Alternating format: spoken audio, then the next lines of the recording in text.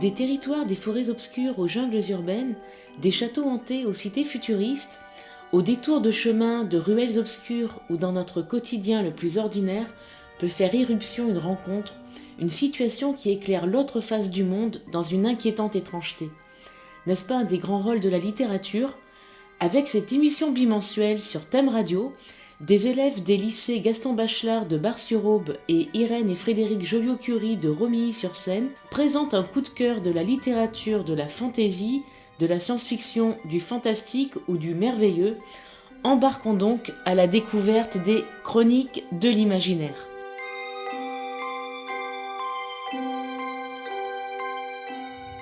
Pour cette émission du mois d'avril, je reçois Shaina et Maëlys, élèves de terminale HLP du lycée Gaston Bachelard de Bar-sur-Aube, pour découvrir ou redécouvrir Ça de Stephen King. Bonjour Maëlys, je suis très heureuse de m'entretenir avec vous. Bonjour Shaina, moi de même évidemment. Alors, vous allez aujourd'hui nous présenter Ça de Stephen King. Oui. Est-ce que vous pouvez nous parler un petit peu de ce livre et aussi de ce film, bien évidemment ? Alors, le roman Ça de Stephen King est d'abord très connu pour son adaptation sur Netflix, mais raconte l'histoire de 7 enfants qui sont confrontés à des événements terrifiants dans leur petite ville de Derry. Ils décident de faire face à une créature maléfique qui prend la forme de leur pire peur. Alors, dans le livre comme dans le film, il est représenté sous la forme d'un clown, le clown Ça. Le roman alterne entre les événements de l'enfance dans les années 1950 et ceux de l'âge adulte dans les années 1980, car il faut bien préciser qu'il y a 2 tomes, le tome 1 et le tome 2. Dans les années 1980, dans le tome 2, les amis se réunissent à nouveau pour affronter de nouveau Gripsou, le clown. D'accord, donc Gripsou qui est en effet ça. Pouvez-vous nous dire pourquoi il s'appelle ça ? Alors ça, du coup, est une entité extraterrestre métamorphe, éternelle et plus ancienne que l'univers. Il prend la forme d'un clown, on la voit sous la forme d'un clown car c'est des enfants qui y sont confrontés, mais il peut prendre diverses formes et c'est un clown qui cible de manière cyclique tous les 25 ans. Il cible les enfants notamment de la région de Derry dans le Maine, aux États-Unis.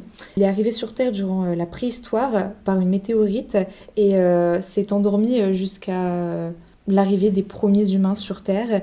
En gros, son lieu d'hibernation, c'est la zone qui, au fur et à mesure de l'histoire, deviendra la ville de Derry. D'accord.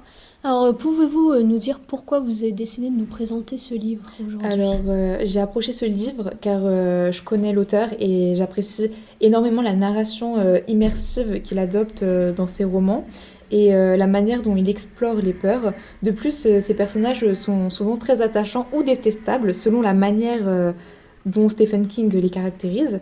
Dans le roman Ça, c'est la manière dont Stephen King mêle l'horreur au surnaturel et à des thèmes psychologiques et sociaux qui est très intéressant.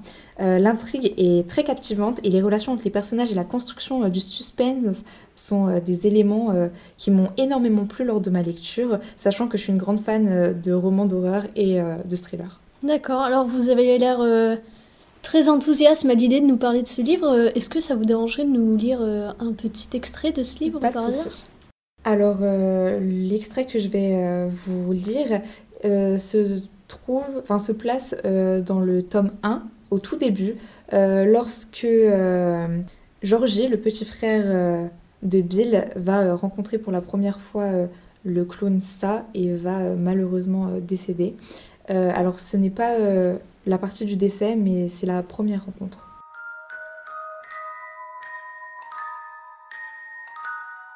Un clown se tenait dans l'égout. L'éclairage n'y était pas fameux, mais néanmoins suffisant pour que George Denbrough n'ait aucun doute sur ce qu'il voyait. Un clown, comme au cirque ou à la télé. Un mélange de bozo et de carabelle. Celui ou celle, George n'était pas sûr, qui parlait à coups de trompe dans les émissions du dimanche matin. Le visage du clown était tout blanc. Il avait 2 touffes marrantes, des cheveux rouges, de chaque côté de son crâne chauve et un énorme sourire clownesque peint au-dessus de sa propre bouche. Il tenait d'une main un assortiment complet de ballons, de toutes les couleurs, comme une corne d'abondance pleine de fruits mûrs. Et dans son autre main se trouvait le bateau en papier, journal de George. « Tu veux ton bateau, Georgie ?» fit le clown avec un sourire. George lui sourit à son tour, il ne put s'empêcher. C'est le genre de sourire auquel on ne pouvait faire autrement que de répondre « Oui, bien sûr, je le veux. »« Bien sûr, je le veux, fit le clown en riant. Voilà qui est dit, très bien dit. Qu'en penserais-tu d'un ballon ? Alors, un extrait pour le moins intéressant, quand on sait ce qui va arriver ensuite, bien Oui, c'est évidemment. la fameuse scène Très touchante, très évidemment. gore surtout. Touchante au début, gore à la fin, on va pas se mentir. Alors, est-ce que vous pouvez nous parler des thèmes de ce roman abordé par Stephen King ? Alors, ce roman explore de nombreux thèmes, comme par exemple le thème complexe des relations entre l'enfance et l'âge adulte, comme je l'ai dit précédemment. Cette histoire alterne entre les deux périodes, montrant comment les expériences traumatisantes de l'enfance influencent profondément les personnages à l'âge adulte. On a par exemple le cas de Beverly, une jeune fille qui va subir lors de son enfance les sévices d'un père alcoolique et quelques agressions, attouchements sexuels durant son enfance. On a par exemple Mike qui vit dans un contexte assez raciste car il est noir. Et Richie, pareil, qui va subir l'antisémitisme de sa confession juive. On a encore Ben qui peut vivre de l'harcèlement. Et tous ces enfants vont former une bande qu'on appelle le Club des ratés, qui a une très grande symbolise.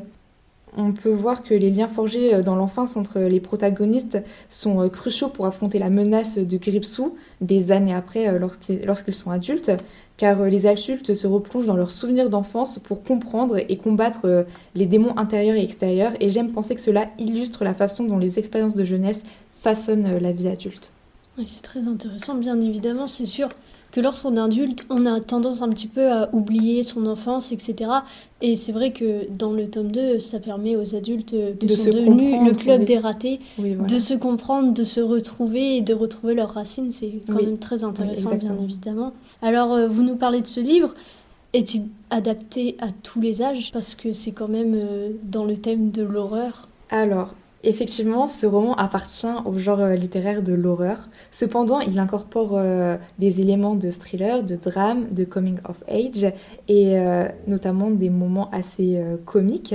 Je trouve que cela contribue à la richesse du livre et son attrait pour un large public. Il est accessible à tout le monde, bien sûr, il faut que ça plaise au genre littéraire du lecteur. Merci beaucoup Shaina de nous avoir présenté ce roman Ça de Stephen King.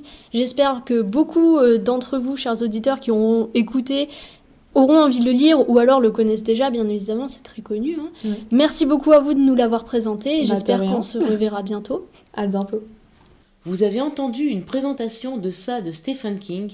Merci Barbara pour le montage. Un très grand merci à Amandine Chantreau, enseignante documentaliste du lycée Gaston Bachelard, pour le travail de préparation. Et bien sûr, je remercie Shaina et Maëlys pour cet entretien. Au mois prochain pour de nouvelles chroniques de l'imaginaire. D'ici là, portez-vous bien.